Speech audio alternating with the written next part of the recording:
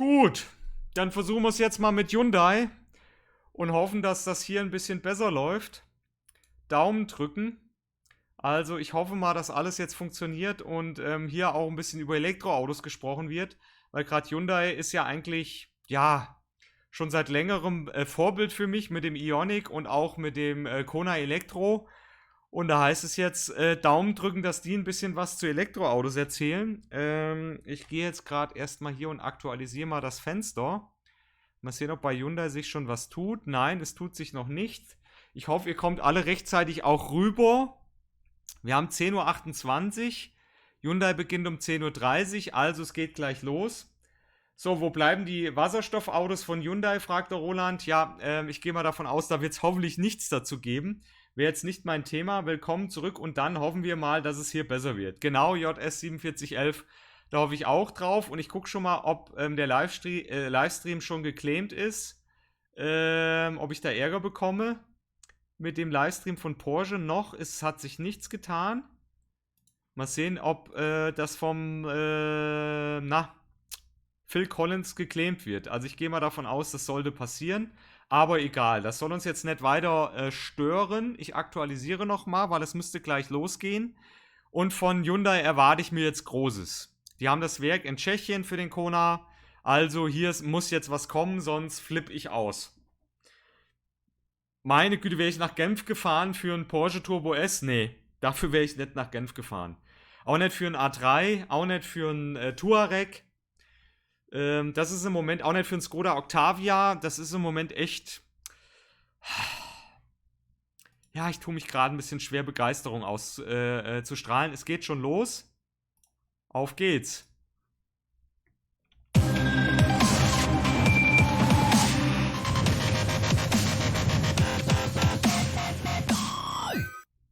Hello everyone and welcome to a very special presentation from Hyundai Motor.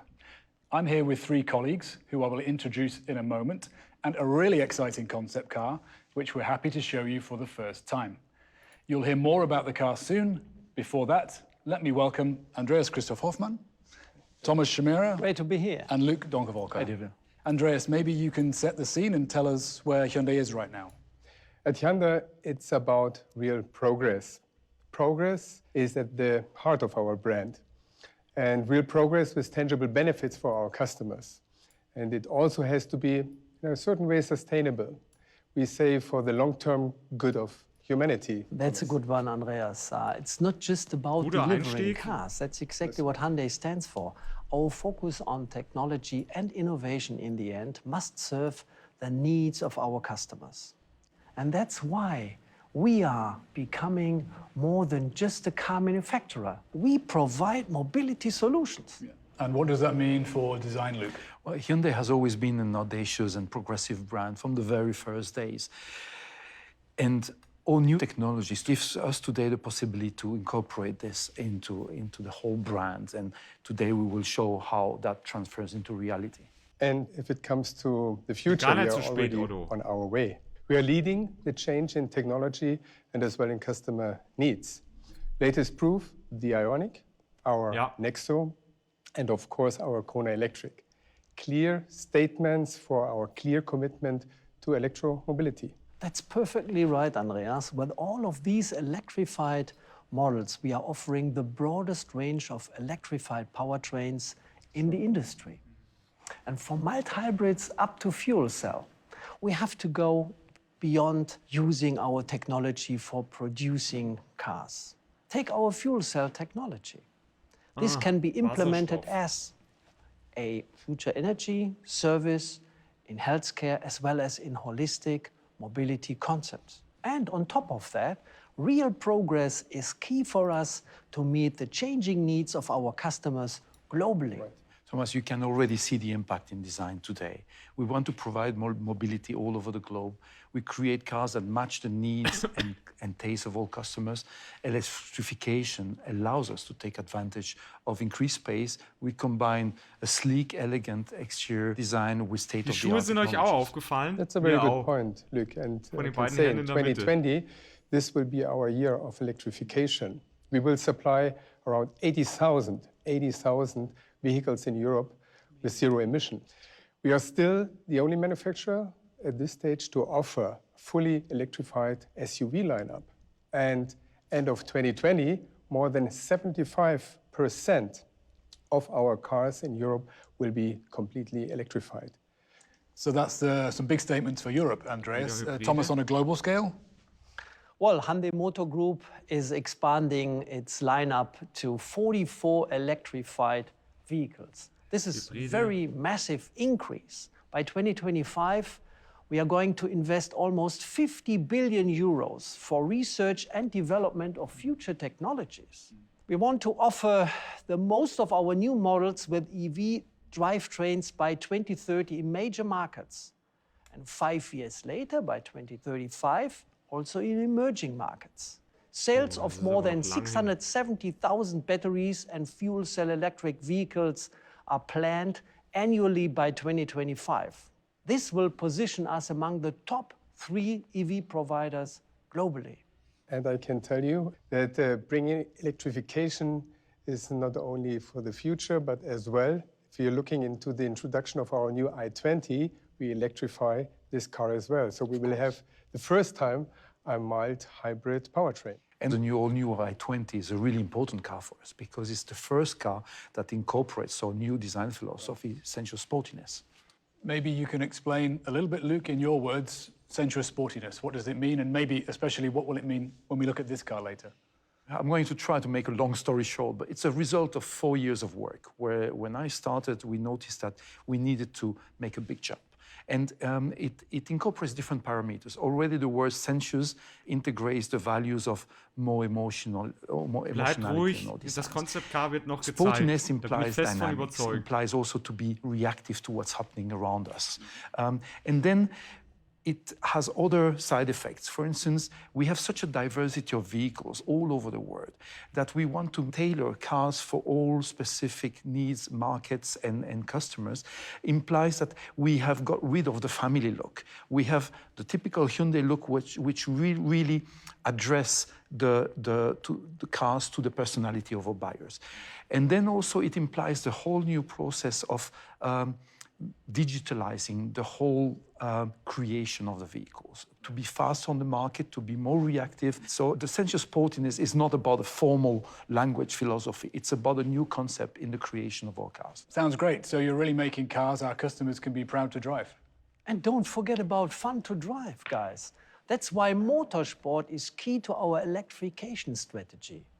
Electric racing will become one of the core pillars of Hyundai Motorsport strategy. Yeah, there's more to come, hopefully. Sure. This year we will compete in the ETCR with our first ever electric touring car, the Veloster N ETCR. We are joining forces with small, innovative companies like Arrival and Rimac. These partners are incubators, so to speak, speedboats for new ideas. With Rimac, for example, we are looking into high-performance battery solutions and powertrains that are both modular and scalable. Both partnerships will bring our competitiveness to the next level. By the way, the next hot thing from Hyundai and Rimac will be shown at the New York Auto Show. Can't wait to see that. And as a designer, Luke, I guess you can't wait to get your hands on these platforms. Absolutely. The modularity of our new EV platforms give us much more freedom to create revolutionary design concepts. Our latest concept right behind us demonstrates that well. Right, and this is what we all want to see. So what have you got for us? Just let me say one more thing before we show it to you. We believe in a vision called optimistic futurism and a Dr. Jekyll and Mr. Hyde character. The aim being to contrast nature and technology, emotion and practicality, analog and digital worlds to create that tension. That said, this is prophecy. Das ist auch nicht live, das ist alles aufgezeichnet und gestellt, ja. Aber jetzt gucken wir uns mal die Konzeptstudie an, die sie da haben.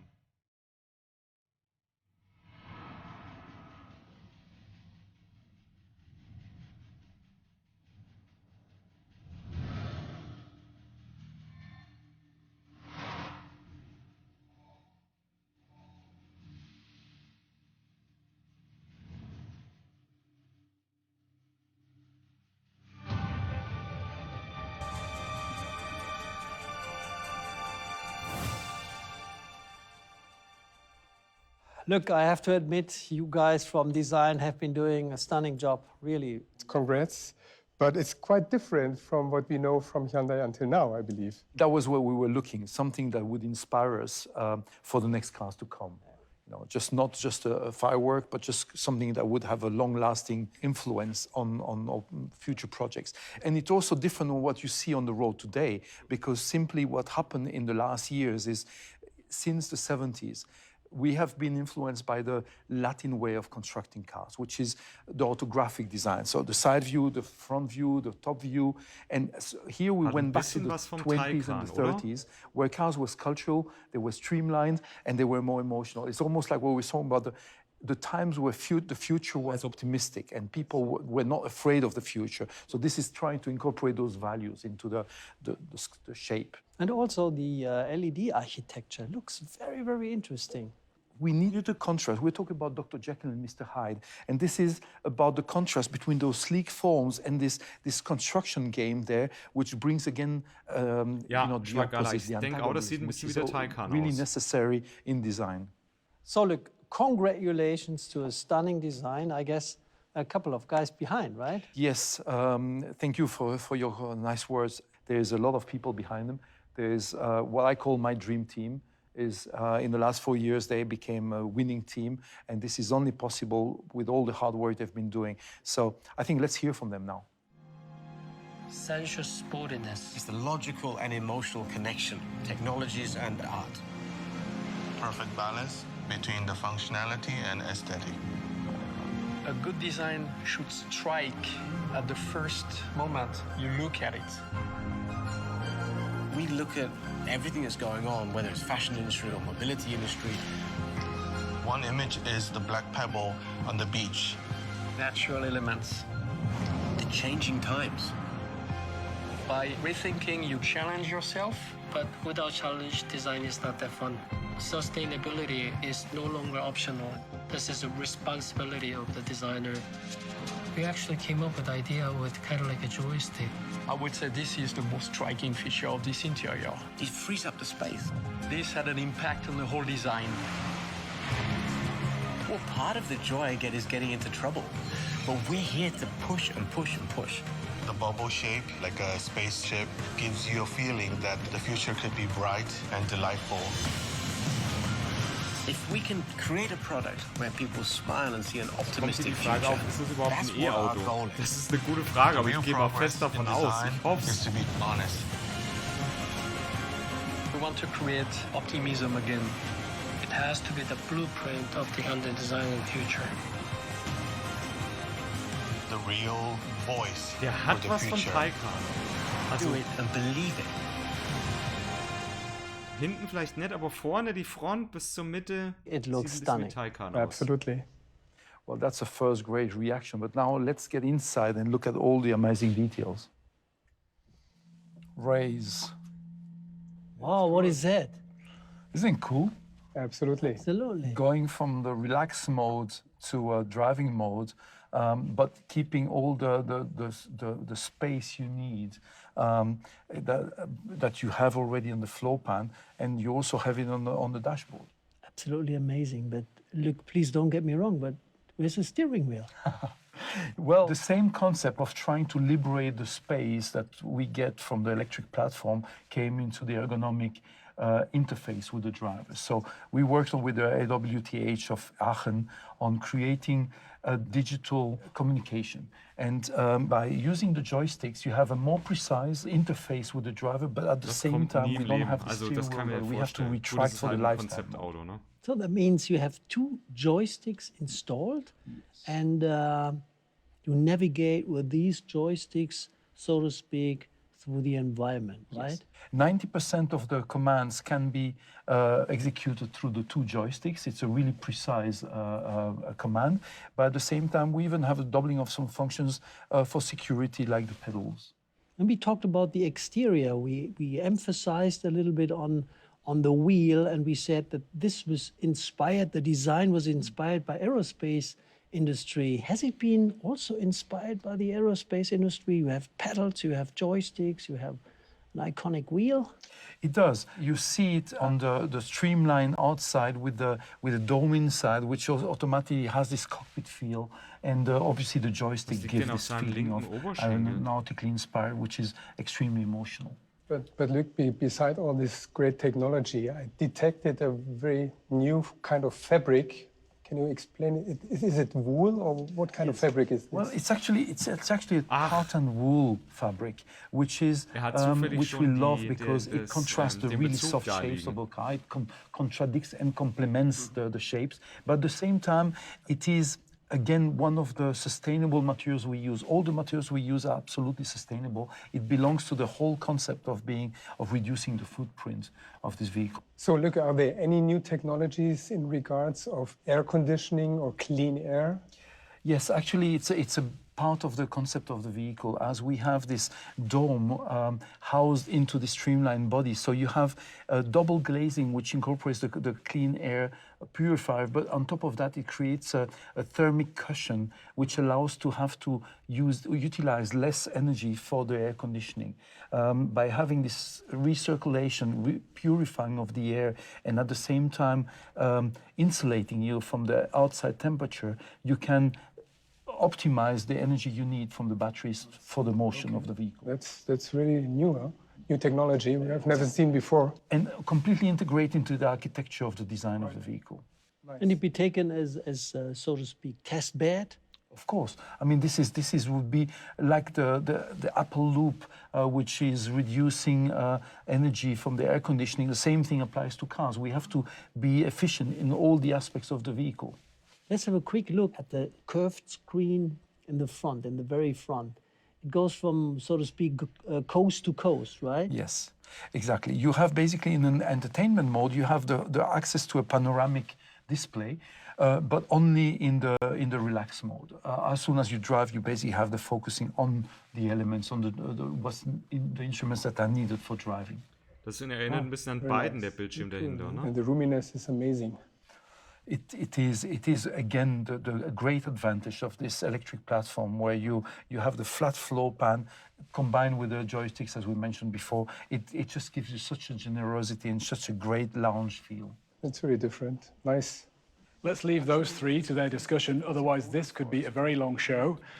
It was a pleasure to introduce you to Hyundai's vision and to present our fantastic concept EV prophecy. Thank you very much for watching. Goodbye.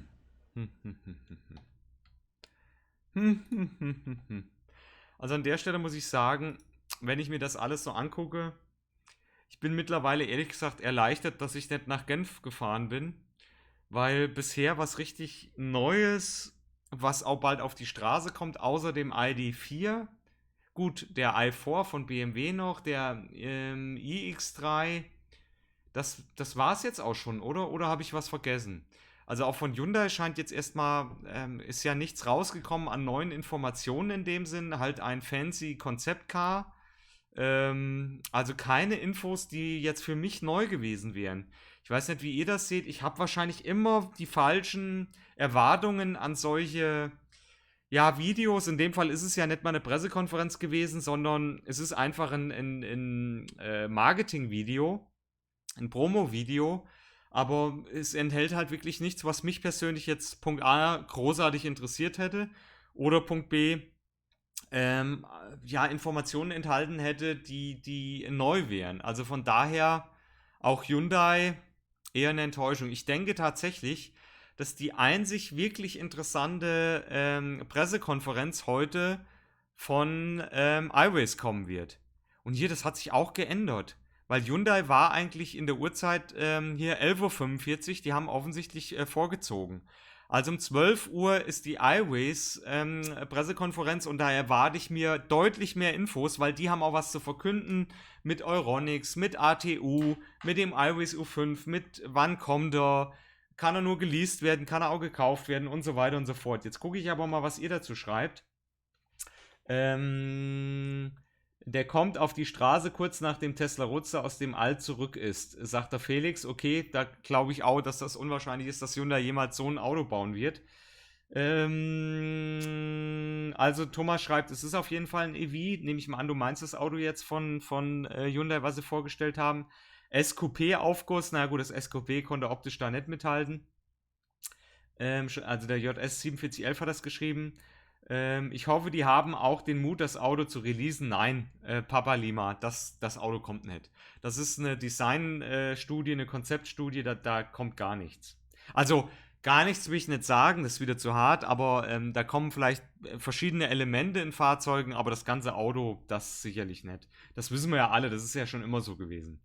Solche Laberonkels, ich wünsche mir mehr dies.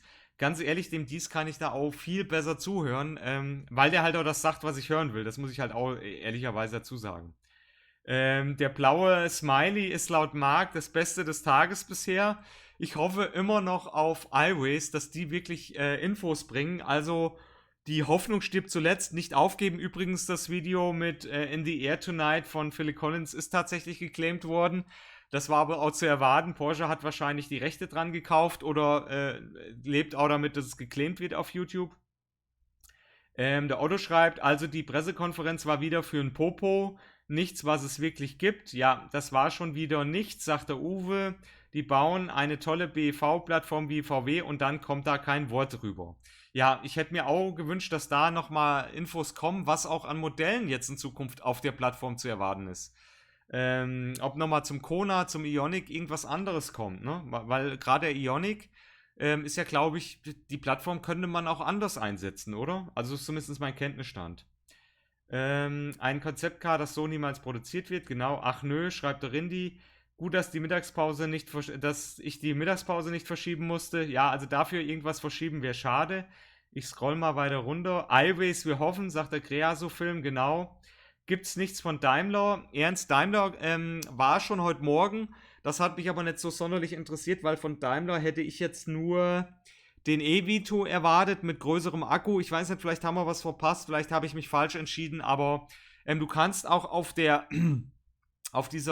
GIMS virtuell pressday.ch Pressday kannst du dann auch, ich glaube, die Videos nachher dir noch anschauen. Nee, doch nicht, oder? Doch. Du kannst dir das also auch angucken, nachträglich noch, aber ich werde jetzt Mercedes mir nicht mehr anschauen, sondern ich werde dann auf iWays jetzt mal setzen, dass die noch was Vernünftiges bringen. Da werde ich auch gleich noch einen Stream anlegen, das habe ich, glaube ich, noch nicht gemacht. Und dann sehen wir uns hier um 5 vor 12 wieder, weil, es war nichts Interessantes dabei. Weil Mercedes war schon, Marcel, wie gesagt, das war schon heute Morgen. Den Stream kannst du dir auf jeden Fall auf der Internetseite auch noch angucken. Ich kann den Stream ja auch mal in die Videobeschreibung packen. Das mache ich gleich mal. Bearbeiten. Den packe ich mal oben rein. So, das sollte funktionieren. Speichern. Du findest jetzt also den Link auch in der Videobeschreibung. Wie war der BMW-Stream, sagt der Thomas. Also im Vergleich zu Hyundai und zu Skoda war BMW jetzt in der Nachbetrachtung tatsächlich deutlich interessanter, weil man hat wirklich einiges vom i4 gesehen. Es wurde auch gesagt, dass der iX3 im Sommer kommt oder bestellbar ist oder zumindest noch dieses Jahr kommt. Also da waren deutlich mehr Informationen. Das kann ich eher empfehlen als jetzt das, was Hyundai gemacht hat, weil hier war ja, ich will ja nicht zu negativ rüberkommen, aber ihr merkt, ich bin ein bisschen enttäuscht. Hier waren jetzt eigentlich keine Informationen. Holger schreibt, EQS vermute ich auch erst die Vorstellung Ende des Jahres und EQE soll erst 22 vorgestellt werden. Schreibt der Holger. Der CJ schreibt, Hyundai wird schon versuchen, auch in andere Segmente zu kommen. Hoffe ich auch. Simon schreibt noch, vielleicht kommt die Serienversion des Elborn bei Seat, aber ich glaube nicht dran. Die wollen den Fokus auf den neuen Leon lenken. Ja. Aber abwarten. Vielleicht bringt Seat ja wirklich was zum Elborn. Das wäre doch mal schön, wenn da mal was käme. Ich verstehe es auch nicht, warum ein Kona 64 Kilowattstunden haben und kann und ein Ioniq nicht. Ja, das ist schade. Wärst du mit dem Kona nach Genf gefahren, fragt der MV. Logisch wäre ich mit dem Kona nach Genf gefahren. Das wäre jetzt kein Ding gewesen. Papa Lima tröstet mich ein bisschen. Dankeschön. Okay, wir fassen mal zusammen. Von den etablierten Herstellern nichts richtig Neues. Doch, BMW, ich rudere zurück. BMW hat mich jetzt positiv überrascht, wenn ich das vergleiche mit den anderen Herstellern, weil beim BMW gab es wirklich ein Elektroauto zu sehen und auch Infos zu einem neuen Elektroauto. Also da muss ich sagen, finde ich BMW besser. Ich meine, der i4 war zwar auch noch ein Prototyp oder eine Studie, aber er soll sehr nah an der Serie sein. Also das fand ich dann schon interessant. Okay, aber ich denke, für den Stream soll es das jetzt auch gewesen sein. Hier zu Hyundai gibt es nichts weiter zu sagen. Es gab eigentlich nichts, was für uns Elektroauto-Nerds wirklich, ja, von Interesse gewesen wäre. Ich mache mir jetzt erstmal Mittagessen und um 11:55 Uhr geht es weiter mit der Pressekonferenz. Ich drücke die Daumen, dass es da dann neue Informationen gibt und auch wichtige Infos und dass da ein bisschen Futter beikommt. Und dann den 14 Uhr Stream VW werde ich, glaube ich, auslassen. Mal gucken, vielleicht werde ich was machen, mal schauen. Auf jeden Fall um 16 Uhr ist dann Seat dran, ne? 14 Uhr meine ich, wäre VW. Ne, VW ist auch schon wieder verschwunden, war vorhin hier drin, also es wird ständig geändert, aber 16 Uhr ist augenscheinlich Seat. Okay, Leute, erstmal vielen Dank, dass ihr mit mir das durchgestanden habt und nur wenig gemotzt habt. Ihr seid hart im Nehmen, das weiß ich zu schätzen und bewundere ich an euch und wir sehen uns dann um 11:55 Uhr im iWay-Stream und da gibt es garantiert bessere Informationen, weil da ist Euronics mit dem Boot, da ist der Philipp mit dabei und da bin ich mal fest überzeugt, dass wir da auch interessante Infos bekommen. Gut, macht euch erstmal was zum Mittag, damit wir dann beim iWay-Stream was essen können. Bis dann, tschö. Lass wieder kurz laufen, damit es nicht so abgehackt ist. Ich zeige nochmal den Hans und den Franz derweil. In groß. Schick, oder? So, Schluss.